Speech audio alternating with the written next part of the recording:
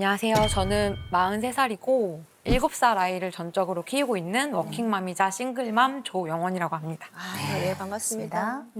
어머니. 저는 남양주에서 온 64살 김춘희입니다. 아유, 네. 반갑습니다. 지금 두 분 같이 사세요? 지금 최근에 제가 한 3개월 정도 일이 바빠서 네. 엄마가 좀 아이를 케어해주러 저희 집에 이제 살고 있고 네. 독립을 한 지 지금 1년이 채 안 됐어요. 그럼 엄마가 그 집을 자주 오시나요? 독립했을 때도 어떠셨어요? 처음에 독립을 할 때는 엄마한테 집 주소를 제가 알려주지 않았어요. 아, 아니, 왜요? 왜냐면 어떤 일이 생기거나 좀 연락이 잘 안 되거나 그러면 직접 오실 수도 있고 엄마가 그냥 찾아올까 봐 주소를 안 알려드린 거예요? 네.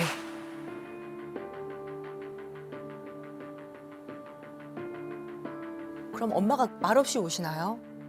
그건 아닌데 이제 제가 아기를 보면서 연락이 잘 안 될 때도 있고 네네네. 이제 그러면 엄마는 이제 걱정이 제가 봤을 때는 엄청 불어나는 스타일이신 것 같아요. 그걸 기다리지 못하고 그러면 몸이라도 달려와서 어떻게 해줘야겠다라는 생각을 하셔서 그 주소를 알게 되면 이제 그런 일이 발생하는 게 저는 싫고 그것조차도 저를 믿지 못한다고 저는 생각이 들어가지고 그전에도 이런 일들이 자주 있었던 걸까요? 30대 때 좀 저희 집이 이제 어머니 집이랑 멀지 않았었는데 뭐 최근에 들은 얘기로는 제가 연락 안 되고 그러면 저희 집에 와서 인기척 있는 거 보고 가신 적도 있다고 들었거든요. 아, 이렇게 숨 쉬는지 보고. 그 정도는 아닌데 이제 아내의 생활 반응 뭐 그런 거. 아, 지금도 두 분이 근처에 살고 계시는 거예요? 네. 야, 어차피 이렇게 따로따로 살 거면 그냥 합치자 이런 얘기 안 하셔요? 최근에 이제 조금 제가 목돈이 조금 필요한 부분이 있어가지고 저희 이제 어머니한테 얘기를 했고 엄마가 그 부분에 대한 좀 지원을 해주신다고 얘기를 하다가 그럼 돈을 아껴야 하니 그냥 우리 집에 다시 들어와서 살아라라고 얘기를 하셨는데 제가 거기서 폭발을 한 거예요. 폭발을 한 거예요. 왜요? 힘들게 나왔는데 돈을 아끼기 위해서 다시 우리 집에 와서 살으라는 말 자체가 저는 사실 되게 싫더라고요. 그러니까 돈이 필요했어요. 목돈이 필요했어. 그래가지고 돈을 어디서든 뭐 융통을 해야 되는데 엄마가 빌려준대. 땡큐. 네네네. 그죠? 그리고 나서 야, 너 돈 갚고 이러려면 결국은 네가 아끼고 쪼개야 될 텐데 차라리 너하고 네 애랑 둘이 있으니까 그냥 집에 들어와 살아라. 제가 볼 때는 이게 굉장히 합리적인 제안 같기도 하거든요. 근데 딸이 이때 폭발을 했다라고 얘기를 하면 이런 게 아마 순간순간 딱 단일 사건이 아니라 순간순간 이런 일들이 아마 꽤 있었을 거예요. 딱 단일 사건 하나로 그렇게 폭발하는 경우는 없거든요. 소소한 다른 예들이 있나요? 일단 저희 집에서 저는 어렸을 때부터 좀 느리고 뭔가 손끝이 아물지 못한 그런 사람으로 좀 평가를 받았던 것 같고요. 제가 머리 묶는 것조차도 잘 못한다고 생각을 해서 그만큼 많이 챙겨주셨고 이제 그런 부분이 이제 계속 성인이 될 때까지도 계속 되었었고 지금은 어쨌든 아이의 엄마이기도 하고 제가 살림을 하고 있는 상황에서도 엄마가 얘기를 할 때 거의 약간 지시 쪽으로 얘기를 하거나 아니면 이렇게 얘기해라 라고까지도 이제 정해주는 부분도 있고 그거를 난 그거 싫은 것 같아 라고 하면 벌써 집안 분위기가 안 좋아지는 거를 제가 감지를 하게 되거든요. 엄마 뜻대로만 하려고. 그래서 저는 좀 자기 주장을 많이 하지 못했던 건 맞고 이거를 언제까지 내가 계속 그 부응을 해야 할까라는 생각도 들고 왜 나를 믿지를 못해서 아직까지 이럴까라는 생각이 많이 들더라고요. 네네. 이 집엔 정해진 대본이 있네요. 엄마 대본. 그러니까 엄마가 정답이네. 제가 이제 아기를 처음 데리고 집에 가서 살 때 이제 아기가 어쨌든 장난도 치고 뭐 흘리기도 하고 여러 가지 있을 수 있는데 그거를 약간 언성 높이시고 그 분위기를 압도하면서 혼내는 것 같은 그 느낌을 제가 딱 보고 엄마가 이렇게는 진짜 안 했으면 좋겠다라는 생각이 들더라고요. 근데 그게 마치 내가 어렸을 때 내 엄마가 나에게 했던 것 같은 느낌이 들었나요? 네, 근데 저는 그렇게 하고 싶진 않았거든요. 아기한테. 저희 집에 가장 힘들었던 때가 이제 아빠가 쓰러지셨을 때고 그때 당시에 또 이제 동생도 유학을 가야 되는 입장에서 당장 생계를 해야 되는 부분이 있잖아요. 그래서 엄마가 치킨집을 하나 오픈을 하셨어요. 아유 힘든데. 저는 이제 어렸을 때부터 우리 가족을 위해서 살아야 된다는 얘기를 많이 들었고 엄마도 그만큼 헌신하는 부분이 있기 때문에 저도 이제 그렇게 해야 된다 생각했고 그때 낮에는 저도 학원 강사 일을 좀 하고 저녁에는 엄마 치킨집을 같이 돕고 대단하시다. 투잡한 거네. 그렇게 같이 도와야 된다고 저도 생각했으니까 네네. 그리고 조금 어린 나이에 결혼을 하셔가지고 저희 아버님이 좀 약간 남편의 역할, 아빠의 역할을 조금 많이 못 해주신 부분이 있어서 그런 거를 엄마가 다 감당하는 게 힘들어 보였고 그래서 웬만하면 말을 잘 듣고 착한 딸이 돼주고 싶고 아빠가 하지 못한 역할을 저는 제가 대신 하고 싶은 게 어떻게 보면 제 어렸을 때 목표였어요. 퇴장녀네요. 엄마가 고생한 거 알아. 네. 그래도 나는 그게 조금 힘들었어. 이런 얘기를 엄마한테 해본 적 있어요? 그 치킨집을 하고 나서 한 1년, 2년 정도 있을 때 저도 이제 취직을 해야 되고 저도 이제 어쨌든 사회를 나가야 하니까 나를 좀 놔줬으면 좋겠다라고 얘기를 했었어요. 아, 놔줬으면 좋겠다. 네, 최근에 뭐 얘기하다 보니까 너가 놔달라고 해서 그 치킨집을 접었다고 얘기를 하셨는데 그 말이 아, 그럼 내가 얘기 안 했으면 더 잘 됐을까? 라는 또 부채감으로 남더라고요. 그렇지. 네. 근데 그 치킨집은요, 2년 정도 돼서 접을 때 저도 그 시점은 막막했어요. 신랑도 사랑부시를 못하고 있고 아이는 둘째 딸은 이제 유학을 가서 등록금도 대야 하는 상황인데 그렇다고 그거를 한다고 얘를 잡고 있으면 또 얘 인생도 잡는 것 같아서 권리금 안 받고 가감하게 바로 딸을 위해서 접고 그리고선 놔줬던 딸을 위해서. 예. 딸을 위해서 접었다고 생각이 드셨어요? 근데 이게 좀 시간 차일 수도 있는데 저는 권리금조차 생각도 못 하고 있는데 그거를 받지 않는 게 뭔가 기회비용처럼 그렇지. 되니까 그것도 내가 또 잘못 더 얘기를 늦게 써야 됐나? 라는 생각이 또 들었었어요.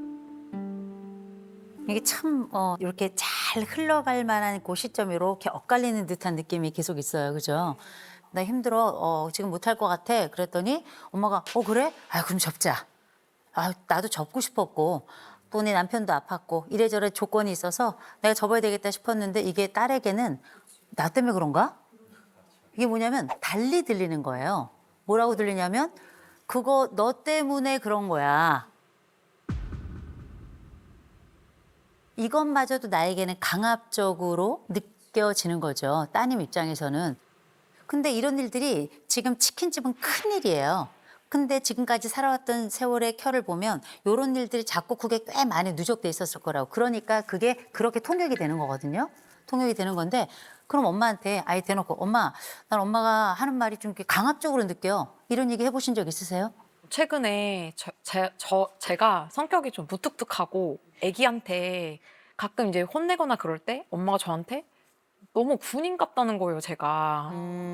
너 애한테 너무 딱딱하게 굴고 막 이렇게 한다고. 근데 그 얘기를 한 번 듣고 두 번 듣고 몇 번을 들으니까 아니 이게 난데 내가 왜 군인 같아졌을까라고 다시 돌아보는 거죠. 그랬을 때는 어렸을 때부터 나는 이렇게 살았어야지만 되는 사람이었지 않았을까? 묵묵하게 참고 지켜주고 그래서 나는 이런 사람인데 그 말이 딱 이제 좀 상처로 딱 남아서 문자를 썼어요. 근데 최대한 엄마를 존중하고 싶으니까 존댓말로 해서 그런 얘기 안 해줬으면 좋겠다 이제 했는데 엄마가 답장이 아유 장난친 걸 가지고 너가 그렇게 받아들인다라는 식으로 말을 하니까 또 저는 아 내가 너무 또 진지로 받아들였나? 이제 좀 노처녀로 결혼도 안 하고 막 이렇게 있을 때 저한테 그런 얘기를 하시는 거예요. 어디 가서 진짜 돈 주고 남자를 사올 수 있으면 사서 너 남편을 만들어주고 싶다 막 그런 얘기를 하셨어요. 그러니까 아 연애도 내가 하는 거고 결혼도 내가 하는 거고 모든 게 다 난데 왜 엄마가 이렇게 다 해주려고 하지? 그냥 다 싫구나. 네, 다 싫은 것 같아요. 엄마가 해주는 거 이것도 싫고 저것도 싫어요. 그죠? 딸 얘기를 들으시면서 할 얘기가 진짜 많으셨죠? 제가 결혼해서만 힘든 게 아니고 어렸을 때 자라오면서도 엄마의 보살핌을 받아본 적이 없었어요. 그러다 보니까 어렸을 때 혼자서 되게 슬펐고 혼자서 뭐든지 해결을 해야 되고 어린 나이 때부터 결혼해서까지도 엄마가 또 살게운 엄마가 아니고 모성애가 없는 그런 엄마이다 보니까 그 언어 폭력과 학대 이런 것도 많이 받았던 사람이라 아유. 그러니까 이제 저는 제가 결혼을 한다면 절대로 내 남편과 자식들만큼은 내가 겪는 일을 겪지 않게 해야지라는 게 제 철칙이었고 고생을 안 시키고 사는 게 제 목적이었었어요.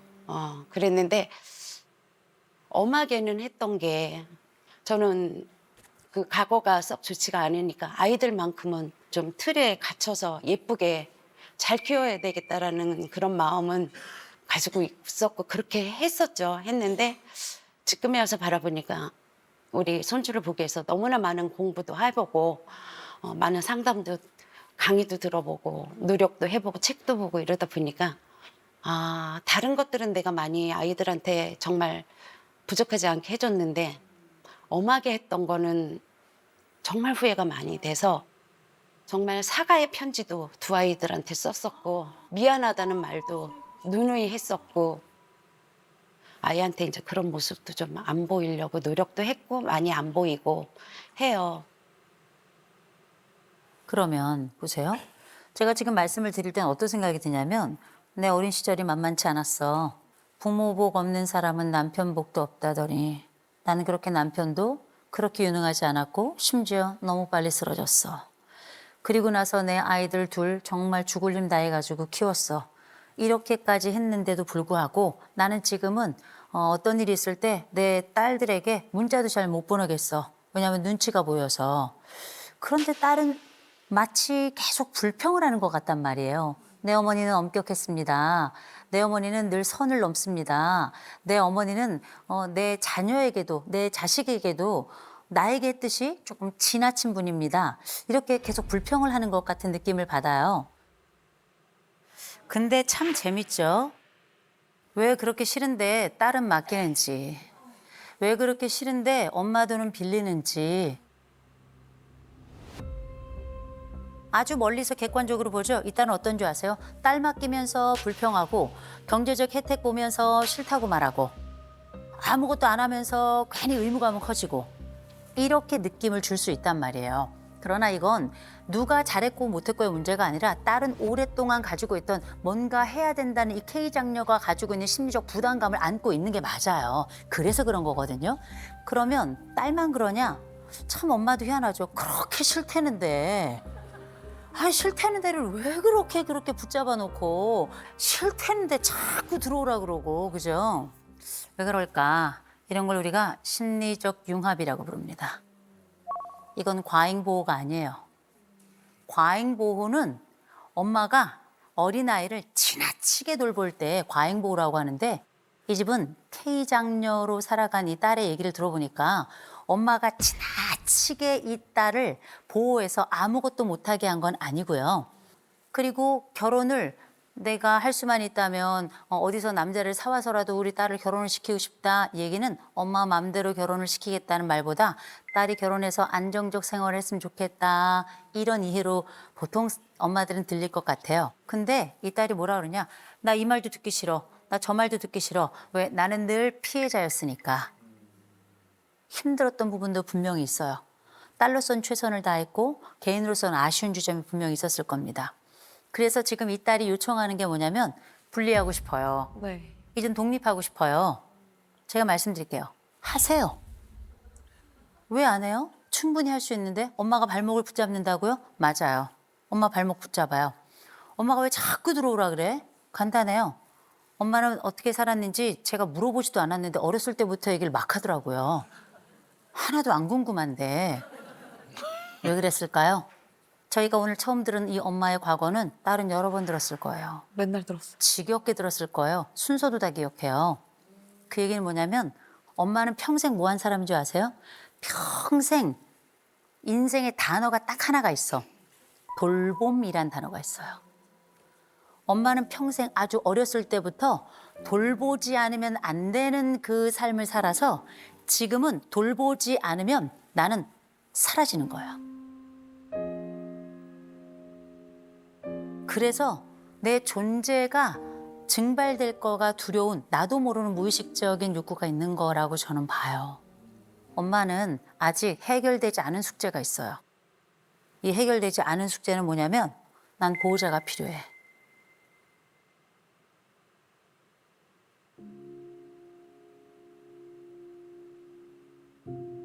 전 이런 얘기를 쭉 들으면서 어떤 생각이 들었냐면 이 엄마라는 이 여자는 누가 돌봐주나? 평생 이 여자에겐 보호자가 있었나? 이 사람은 이제 스스로 돌볼 능력을 잃어버린 사람 같단 말이에요.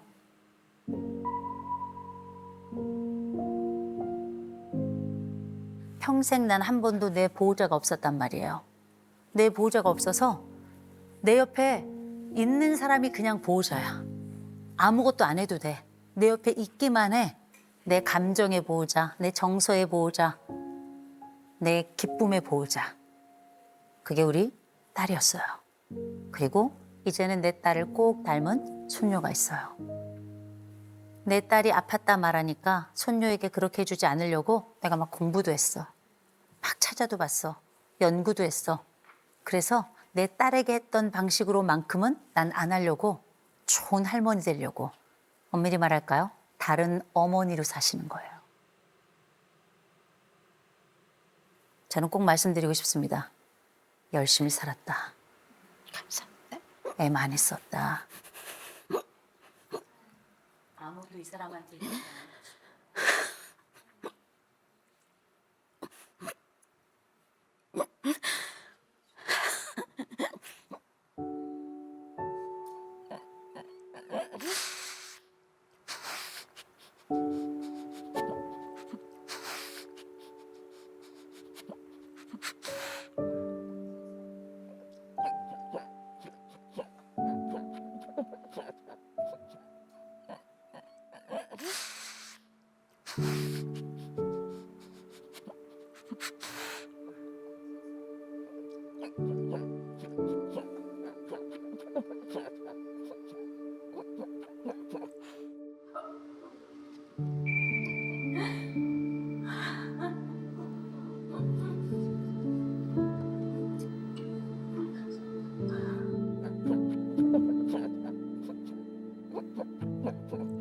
죄송합니다.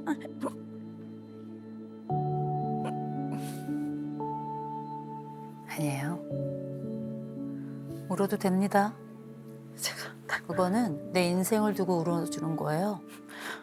누가 그래도 나처럼 사는 사람 위해서 누군가 울어줘야 될 거 아니에요. 나라도 울어줘야죠. 너무 울고 싶어.